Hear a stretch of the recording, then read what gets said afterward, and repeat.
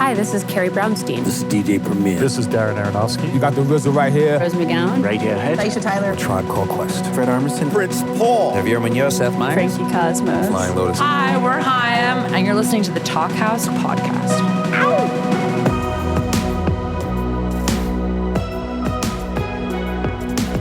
Hello, and thanks for tuning into the Talkhouse Podcast. I'm Josh Modell. On this week's episode, we've got two guys from different generations who've collided with big riffs in recent years, Tom Morello and Jordan Benjamin. Now, Tom Morello is best known as the guitarist for Rage Against the Machine, which smashed together heavy music and activism in the 1990s, inspiring countless bands, some good, some bad, as he'll freely admit, to sprinkle some hip-hop into their rock. Morello went on to form Audioslave with Soundgarden's Chris Cornell and find a whole other area of success, and he didn't stop there. Morello goes wherever the muse takes him, from playing with Bruce Springsteen to doing acoustic sets as the Nightwatchman. He's always working on new music and always outspoken politically. Now, Morello tapped Jordan Benjamin to contribute to his 2021 single Hold the Line, which makes perfect sense, because the music that Benjamin records under the name Grandson is certainly inspired by Rage, among other artists, of course. Grandson has been releasing records for the past decade or so, fusing hip-hop and alt-rock elements with unabashedly political lyrics. For his latest album under the Grandson name, Inertia, Benjamin leaned into a more organic rather than electronic sound. You'll hear him talk about the transition in this chat. Check out a little bit of the song God is an Animal from Inertia right here. I don't have a master, I ain't waiting for my rapture. Don't you see that we all captured? Ain't no heaven waiting for me after, so I'm gonna let it burn, motherfucker, burn. God is an animal. In this lively conversation, Morello and Benjamin talk about working together, about the magic of band chemistry, and about the, quote, technological hellhole we find ourselves in. Morello also tells a funny story about getting political with his Audioslave bandmates. Didn't work out too well.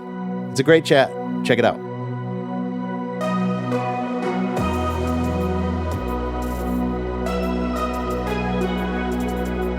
And my name is Tom Morello. I know. Don't I know it? And who the hell are you for our listeners? That's a good point. I'm Grandson. Well, my name's Jordan, but I make music under the name Grandson. And I've been a big Tom Morello fan for a long time, and we've actually been lucky enough to work together. You've become a dear friend and mentor of mine, and we come together under some pretty interesting circumstances. Yes. And yes. I'm really looking forward to kind of talking to you today about the moment we find ourselves at, as well as getting some context. I think for people in my generation, especially political artists, it's a somewhat niche group of us. Mm-hmm. Though I will say, I think that now, as much as at any point in the 5 or 6, 7 years I've been doing this, there is a stronger presence of artists, not just musicians, taking their moment in the limelight to talk about important issues. I've been able to have conversations like this with you in sweaty green rooms across America. Sure, yeah. And in your amazing studio, which we've written some great songs in over the years. But now I feel like we're just going to get to do that, and some people are just going to get to kind of eavesdrop on a conversation I would already be looking forward to having with you. Fantastic. So I wanted to start with a quote that I'm sure you know already. Mark Twain saying, "History doesn't repeat itself, but it often rhymes." Very true. Yeah. And I'm thinking a lot about the level of intimidation right now, specifically when it comes to artists speaking up and using their platform. You see, I was about to go on my headline tour in the fall promoting my new record, Inertia, and my opener was artists by the name of Bob Vylan, who are no longer allowed in the United States, had their performance visas revoked due to being outspoken across the world. It's interesting that a British rap duo having an opinion about a war in the Middle East somehow gets your visa revoked in the United States, being denounced by a governor of Florida and Texas. I'm lucky enough that, because from the beginning of my career, I've always felt this sense of purpose, and it's just been important for me to do so. My audience was already expecting this kind of rhetoric from me. I don't feel like I have that much to lose. I just put this record out independent. I'm pretty untethered from a lot of the old guard, the institutions of the media landscape that could have threatened me in the past with not being played on MTV or something. That doesn't really exist for my generation. But there are a lot of artists who, you know, whether that's their relationship to TikTok or Instagram or their booking agents, Bob Vylan, were let go by their booking agents, by their management. So there's just a lot of like fear right now. And this is not a new phenomenon. You are somebody who, through your work with Rage, you know, sharing the stage with hip hop groups that were outspoken in their time, Public Enemy. Does this give you deja vu, or does this feel unprecedented? One thing I'd say is I'm not sure that this well has a bottom.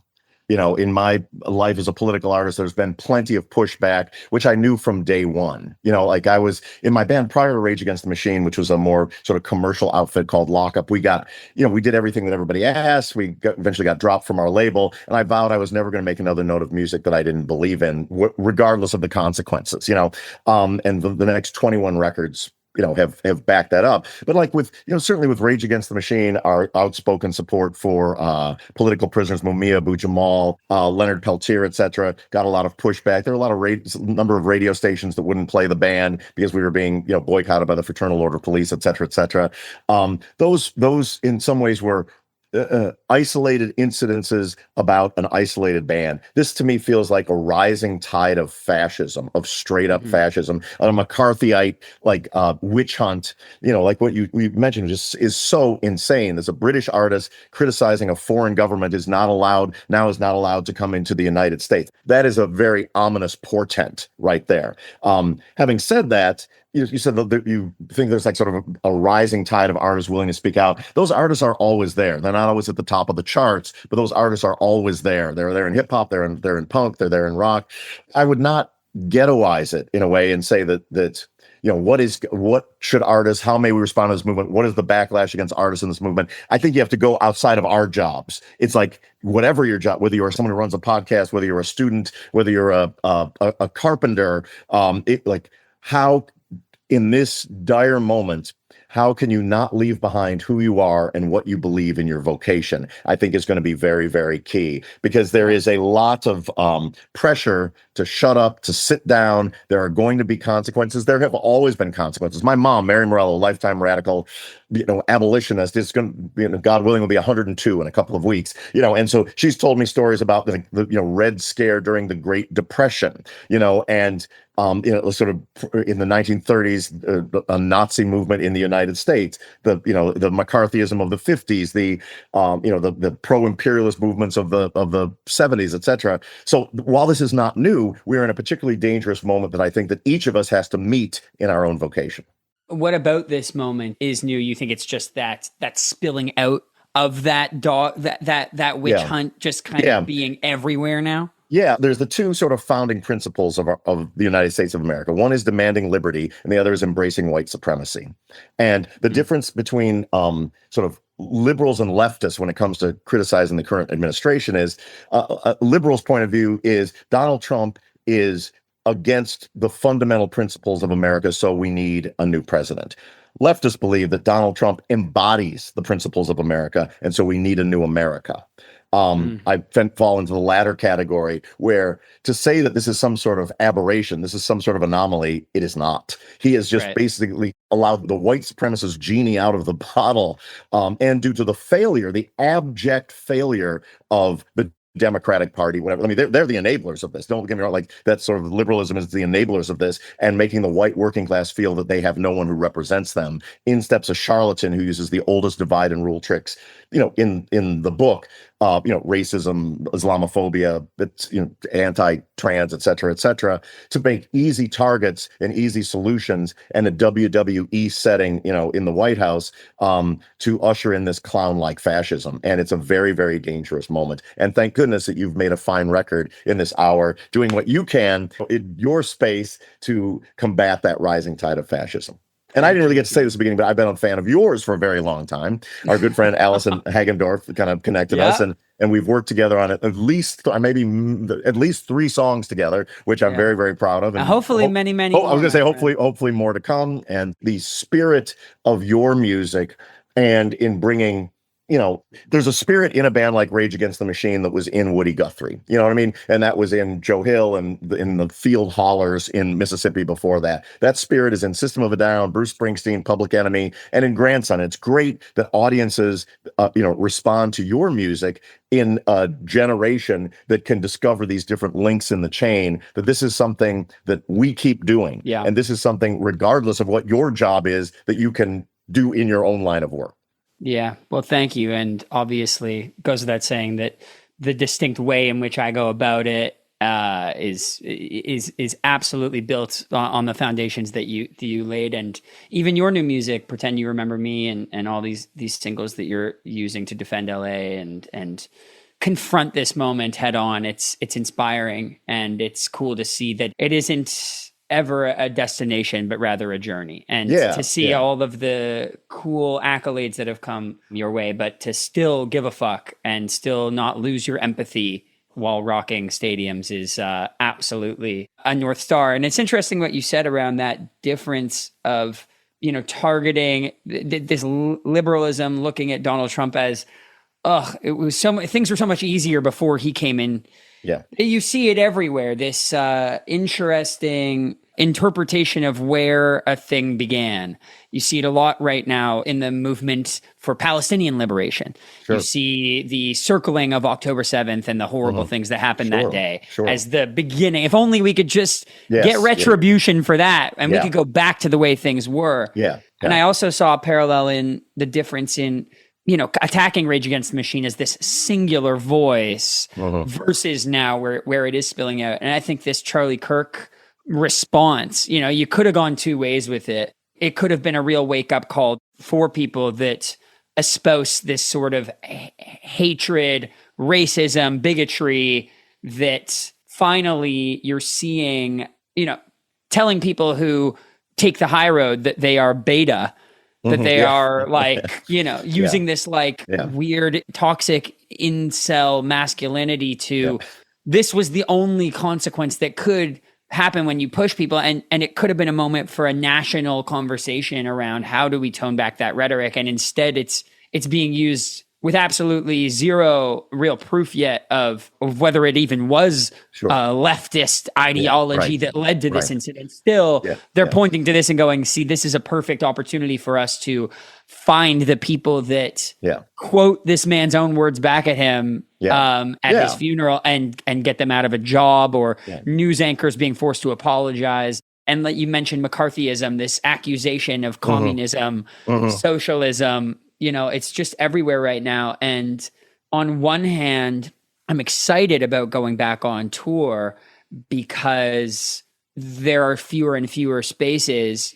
Political demonstrations are now such a hotbed for police activity, surveillance. There's so many consequences right now that people are afraid of, but coming to a concert where what somebody stands for is a way of showing support and solidarity that takes a little bit of the heat off, where, at the end of the day, it's a rock concert, so I'm excited on one hand to be able to bring that space around America, Canada, Europe, Australia, wherever. On the other hand, there's obviously a fear of safety and security at that space as you're seeing people look to find infamy through these kinds of acts of indiscriminate violence. I'm curious if you guys ever struggled with that, if you personally, especially after having kids, was going on the road a thing that you were ever had serious concerns about? Sure. Well, one is that you're right about the concert space. It's not just entertainment. My experience over the course of the last few years in playing solo shows, and from big European festivals to my own sort of Nightwatchman acoustic shows, is people find it cathartic to be in a room with their fellow man who has you're somewhere on the political spectrum and go okay, the world is not entirely insane. The other important part about playing shows is the courage is contagious. and you see people speaking their mind in a way that is necessary in this moment, and it helps people to perhaps speak their own mind in their own milieu where they are. With regards to safety, I mean, there was a couple times in the past when I was doing like solo tours where I get attacked by white supremacists at a signing, this, that, and the other, and and so that's always there. But you can't be cowed into sort of silence, into subservience, into not doing the thing that you were born to do. But at the same time, it's the world is not safe anywhere right now. And going back 1 second, like one thing I have to say, sort of give you a lot of credit and kudos, because speaking of courage is contagious. You are an artist of Jewish heritage who has spoken out about Palestine. As if some of my other friends, artists and otherwise. I think it's really, really important. In a time where accusations of anti-Semitism for saying, please stop killing children, are rife, to have people like yourself being unafraid to sort of speak out against the ongoing genocide in Palestine. Yeah. I mean, you would think that it would be like a pretty standard thing to be able to look at this government moving with impunity and this campaign of carpet bombing the shit out of these people, and be able to separate that from your ethnicity or your religion, your identity, but a lot of people can't, and that is a deliberate campaign in and of itself. I grew up in a wealthy middle class Jewish neighborhood, and of all of the issues that I've been outspoken on, my support for Palestinian justice, statehood, has been by far the one that has gotten me the most backlash in my hometown or in my community. Sure. And it does beg the question, in what ways do you show up when it is consequential, when you do have something to lose? And I think it goes back to that liberalism of if only it were so easy to just go, oh, this guy who's so obviously corrupt and arrogant and sexist, if we could just get him away. But once you reconcile with, in what ways does my upbringing and my community perpetuate, the politics of power? Yeah. It has been a very, very weird thing to see so many people that were so proud to watch my career and support it, to watch this heel turn on an issue that to so many people is so clear, has been really an interesting learning experience for me about algorithms. I in conversations with the kinds of people from my community that have a problem with what I'm talking about, it becomes apparent that we really are living in two different realities on our phone.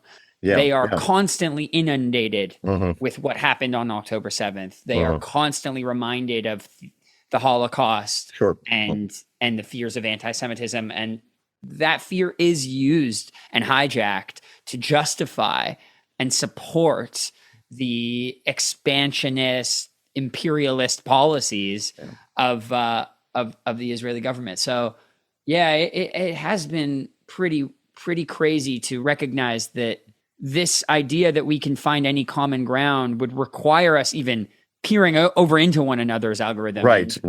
We're increasingly siloed in such a way that it's nearly impossible. Yeah. And I even experienced this as an artist, making music that is in a lot of different genres when I first began, and beginning to accept that how difficult it is to retrain where and how your music will be recommended anymore out of political rock. I could try and make an alternative rap album or a folk album, but increasingly the data that you bring into this world, you are doomed, cursed to repeat in perpetuity. And thankfully I like doing what I do, so I'm not too hung up on it, but it's been quite liberating.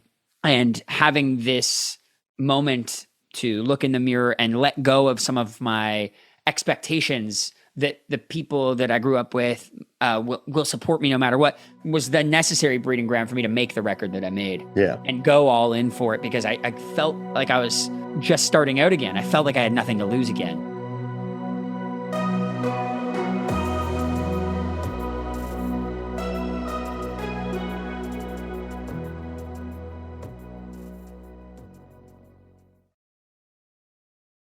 let's talk about this record since we're here. This is one of the reasons that brings us together. Thanks, dude. So for people who are listening, who may be discovering this I've been listening to and enjoying this record. I have some thoughts and feelings about this record, which I will share. But I'd like to hear from the artist first about like what is this record? How does this differ from other Grandson records? And what are you trying to do musically and lyrically and spiritually on this album?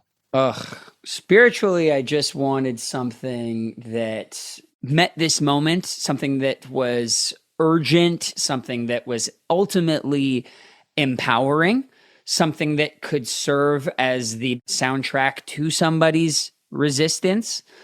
And for me, both as a performer and maker of music, I was seeking to get to the source of something that I had been dancing around for years.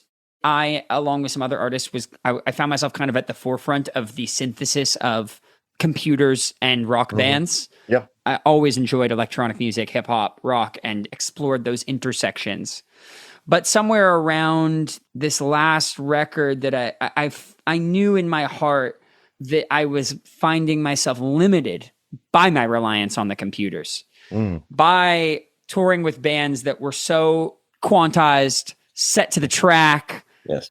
We have a personal story that we might want to share with the group related to that when you were playing at the Wilshire. And I suggested that we do our song together. Right. We were going to play our so you're playing a Hold show the Line. Play. I'm very excited, to come down. You're like, do you want to jam? I'm like, fantastic. Let's do our song, Hold the Line. You're like, oh, we don't have the stems for that. And I was just like, you don't have the stems for that. Well, why don't we just play it? We're a band. Let's just make a song on the spot. And I went, Yeah. well, I can't. I found myself so constrained by these technological golden handcuffs. Yeah. And you were like, we don't have the stems for that. So like 17 seconds later, I sent you the stems. Yeah. You called me out. You called my bluff. It was like 2 hours before the show or something. I was like, fuck, dude. I can't believe I have to tell Tom.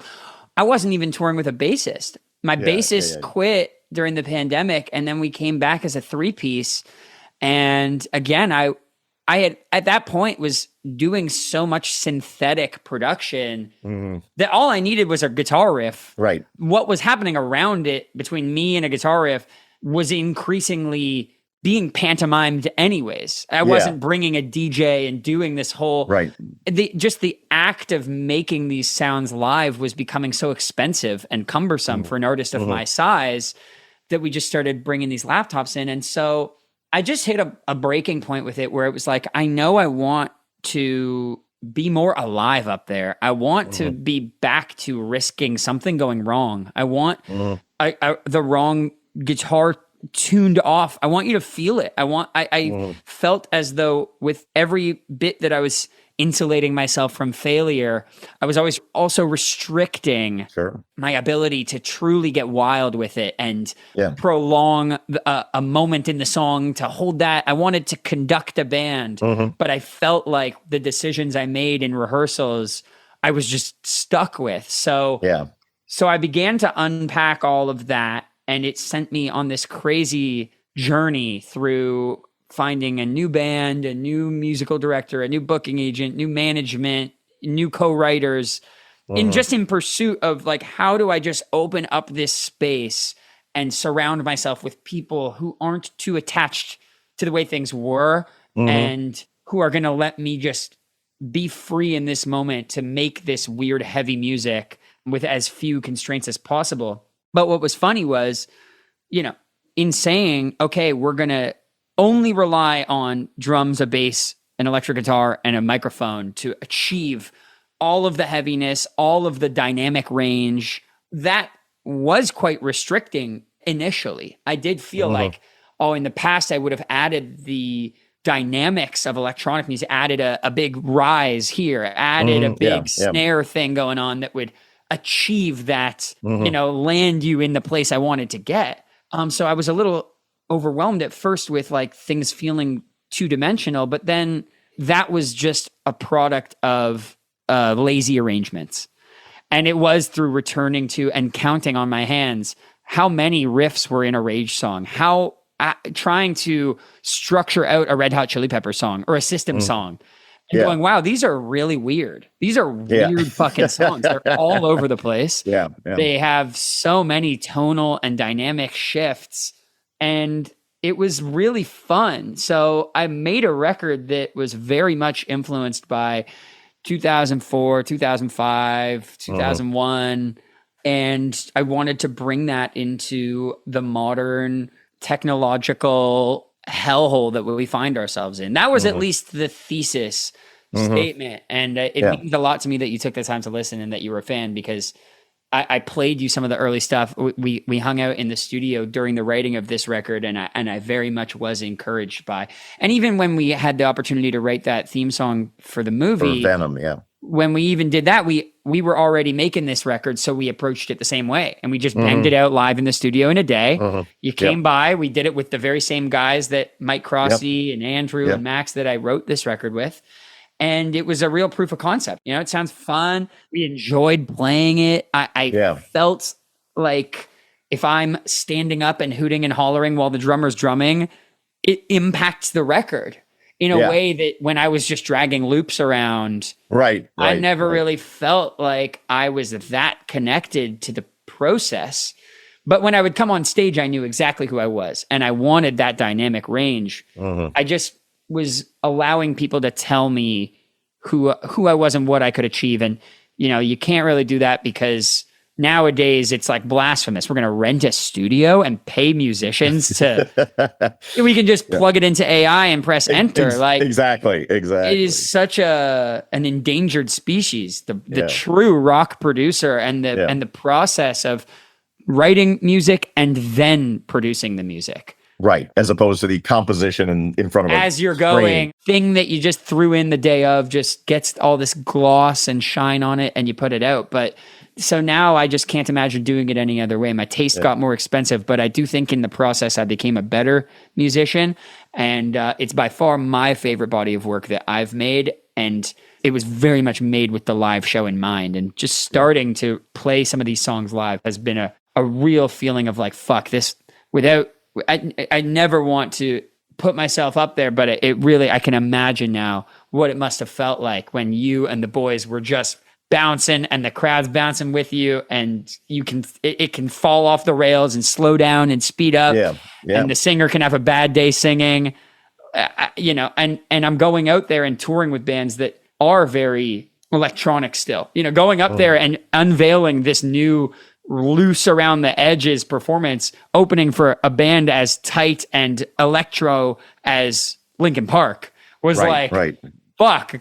Yeah. Maybe I made a huge mistake. But it was fun, you know. There are bands, so many cool bands right now, Idols and Turnstile and Fontaine's DC that are political, and they're cool, and they're live, and they're bandy, and I felt really free making it. It was really fun.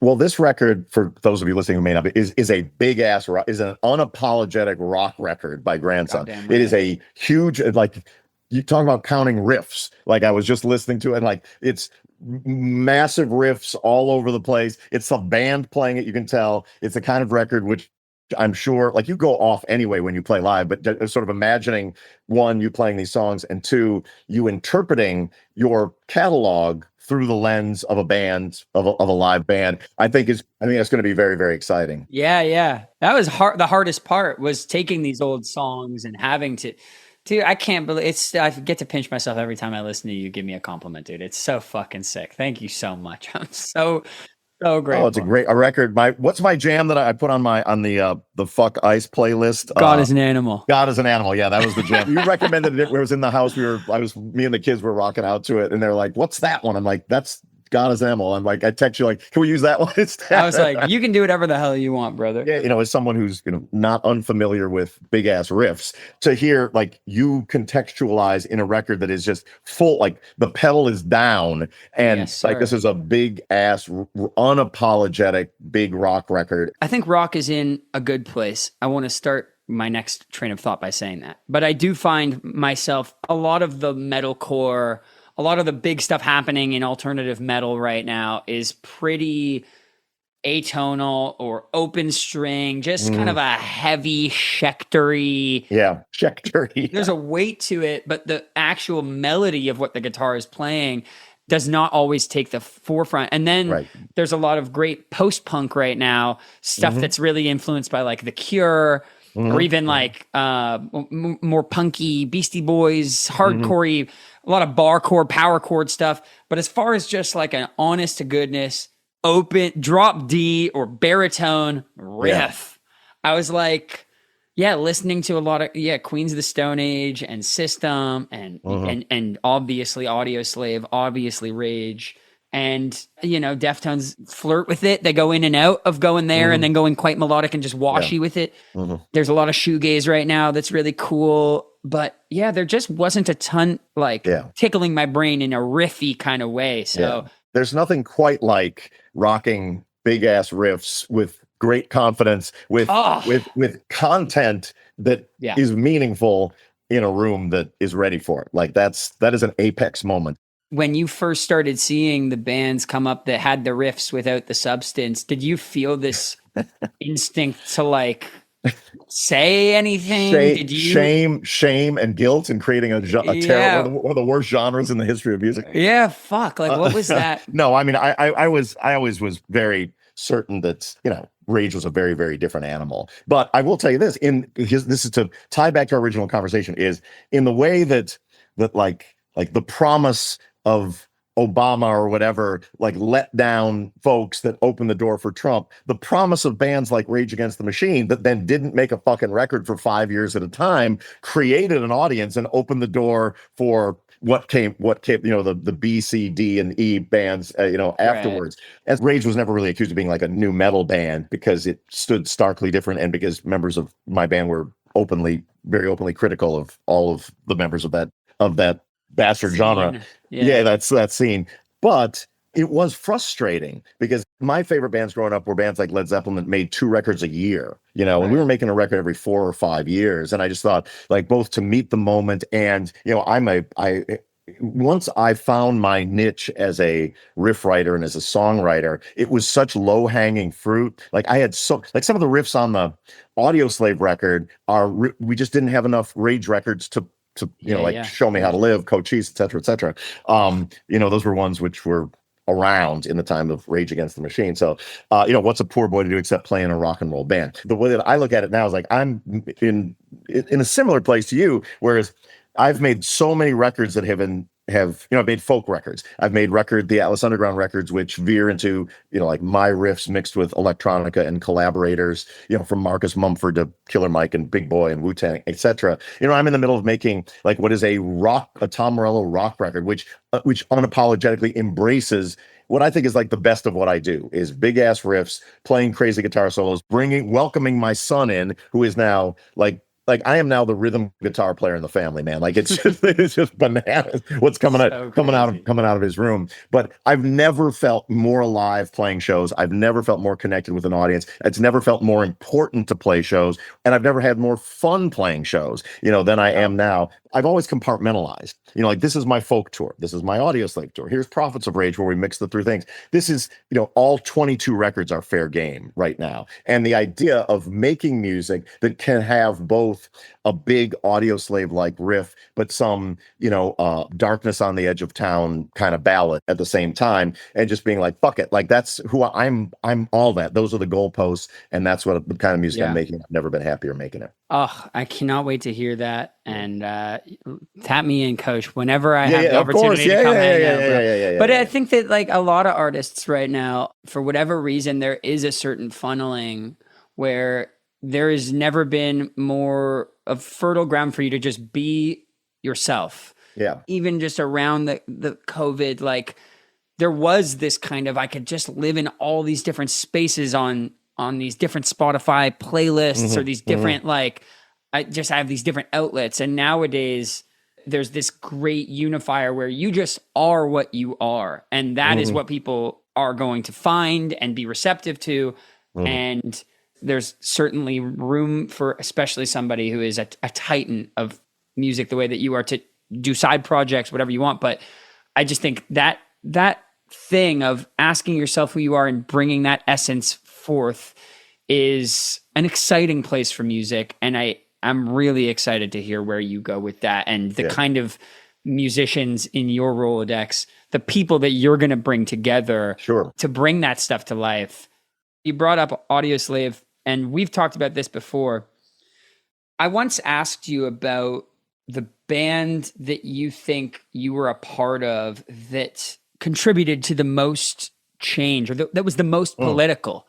And you said it was Audioslave. You said through some of the benefit shows that you guys threw. Yeah, the good works. And obviously people find Rage synonymous with political music. Sure. And right now you're seeing a band like Kneecap take this outsized role in the sphere of political music while writing songs about doing drugs, being young, partying. Yes. There's a ton political about the fact that they're doing so in their indigenous Irish language. Yes, yeah. Everything that they're doing is political by the sheer force of fighting back against, the centuries of oppression that Ireland went through. But I guess my question was about that substance versus product. Like, where and how do you think that the line draws? Because my lyrics are very explicitly political. Yeah. I begin a song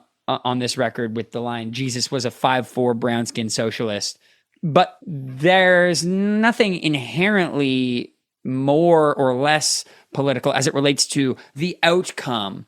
So I'm curious where and how you guys made that distinction in Audioslave and what your legacy as it relates to both bands, one being so much more forward-facing in its political nature? Yeah, sure. So with Rage Against the Machine, the unapologetic, politics of the band is certainly more than Audioslave has created more public defenders, has created more brick throwers. That DNA out in the world, I see it every day. At the No Kings protests, you couldn't turn a corner without there being like a rage jam or a sign with with one of Zach's lyrics on it, etc. But rock bands are complicated things. And, we on the 24-hour clock, very little of our time was spent in politics. Very little of our time was spent in music, and most of it was spent in kind of like Spinal Tap, goofiness, right? Whereas I intended Audioslave to be a more political band than Rage Against the Machine and sort of fulfill the promise. There'd be a weekly seminar and rehearsal for Audioslave where I would bring in some organization that at the end of rehearsal would talk to the band about A, B, C, or D. And we're about two or 3 months into this before somebody put a hand on my shoulder. It was just like, I'm just not that into this, man. And I realized in order for a band to be great, it has to be authentic. But in order for me to be myself, I have to figure out how to make this great band, which has more in common with like Led Zeppelin than the Clash, right, act in the world. And all the hands went up, was like, amen. So we had a foundation with maybe 6 or 7 employees who every ticket we ever sold was generating income towards this nonprofit that did real works and pulled people out of poverty and helped community organizations to organize to the tune of millions and millions and millions of dollars, in a way that was tangible work while we're out, Chris Cornell and his tremendous talent and beautiful cheekbones and whatnot, we're out there singing, I am the highway, a beautiful, gorgeous song. It's not killing in some of those that work forces.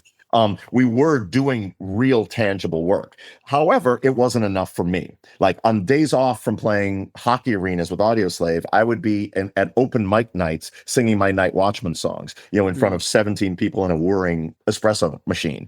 I feel compelled to be an organizer, but I am a musician. And so I had to find a way to get my the things that I believe, in my heart and in my spirits and in my fist, into music. And so that was when the Nightwatchman was born. And leading these sort of dual lives of Audioslave is going to be great, huge rock band. We're going to get a ton of shit done for the people while at the same time expressing myself and the front lines as the Nightwatchman. But I think we talked about this too. Like there's a difference between being in a band and being a solo artist. When a band is great, it's because of chemistry. You create something together you never could alone. And there's countless instances where someone's offhand remark, it was Timmy C in Rage Against the Machine. Like originally Zach was going to be a rapper in Rage Against the Machine exclusively. He loved hip hop and he was spectacular at it. But Tim remembered that he was in a band called Inside Out and Hard Stance, where he was a screaming punk rocker. And he was just like, try that. And, originally, Zach was reluctant to because he had a vision for what he was going to do. And Tim was relentlessly just one time try it. So there's this moment at the end of the song, we were writing the song Township Rebellion, where Zach in rehearsal, like, let it all out. And that's the moment Rage Against the Machine was born. Right. And that's due to chemistry. We would never have had that without those, excellent people in the room together. As a solo artist, you get purity, and you get a purity of vision, you get a purity of intent, you get something that is absolutely undiluted by anyone else. And, I've been fortunate in my life to have both. And, and even when you're, like with you're playing with a band, you're a solo artist, but you're playing with a band. So the interaction you have with that particular set of musicians that you're rocking with is going to be a unique one to that foursome on that stage, that is irreplaceable. One of the best quotes anyone out there who's a musician, listen to this. Joe Strummer from The Clash said that after we kicked out Topper Headon, we never played another good gig. They played a lot more gigs. Topper, outside of one or two songs, wasn't a songwriter, but the chemistry, the way that those four people happened to play together was irreplaceable, with a better drummer, with a drummer that was less on drugs, with a drummer that, maybe got along on the tour bus better. They could never replace that. So that's something to keep in mind. I've never been in a band in that sense. I've never once had anyone else's, like, a majority rules environment around me as I've made music. And I've taken the wins and losses on my chest, and I like the ball in my hands. I can live with that. I can live with that because I know that my intent was there. But it's something I would love to at some point feel and be a part of, because I mean, just that story of you bringing the community organizers in cracks me up. I literally just did this on my last run we just did in Europe. I was playing festivals, and we were doing these charity shows along the way. Like, we would have a day off. And in my mind, a pop-up gig is the new radio obligation. There's so few of these, like, responsibilities a band has anymore, because those institutions are, like, decrepit and underfunded. So I dragged the guys out, and we're in Hamburg, and we're playing a gig for a migrant support group. Their boat got caught and seized by authorities. So now the organization is raising money to buy back their boat to continue doing this work. Oh, dear me. Yeah. Watching this woman try and explain exactly what are we doing? We're helping you guys buy a boat to my bassist, who's like in Hamburg. Yes, exactly. Yeah, exactly. Just making sure his boots fit. On my day off in Hamburg, let me understand.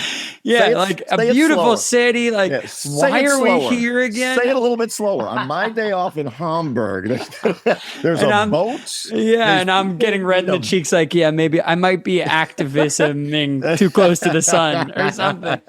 It was so funny. I was like, fuck, all right, maybe this is really like a me thing. But that's the thing about having, guys get paid to do my thing. That's right. I need a band to do it. And you guys signed up, and sometimes it is going to be great, and sometimes it'll be really, really random. I mean, there is nothing like that liberation of being a solo artist, though. Like, I didn't start playing, as a solo artist until deep in my mid 30s, right? And the idea that, there's some anarchists who need bail money in the Bay Area, I just would drive up there. And, there's no band meeting, there's no, like, tour manager, there's no nothing, and, people are appreciative, and you play your songs, and it really means something, and it really means something. And, and of course, having a big headlining some European festival with, Guantanamo Bay outfits on that makes all the news in France or whatever, that's important too. But to be able to have the option to the kind of the guerrilla option of being able to be who you are in every moment and play what you want in every moment is something that's pretty, at this point in my life, is kind of non-negotiable. And if doing these smaller gigs and feeling that anecdotal, feeling what it means to people motivates you to go do this press campaign or go do these like the pageantry, the ego of doing the big thing. If I hit a wall with it where it was like, in pursuit of this, just wanting to get to the essence of something, I'm just not even sure if it is grandson. Suddenly everything was on the table as far as what could change and what had to change. And for me, I'm still, I think, figuring out that path forward as to how I accomplish those dreams that I have to be a big consequential artist and stand on the shoulders of giants in the ways that I do or wish to, while also making that real personal push to matter to people and get to know that is impactful.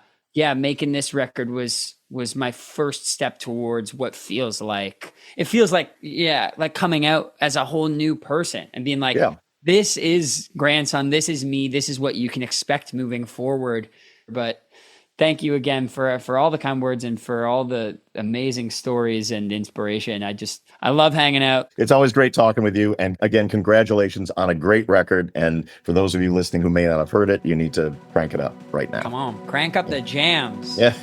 Let's go. Thanks, Tom. All right. Thank you very much.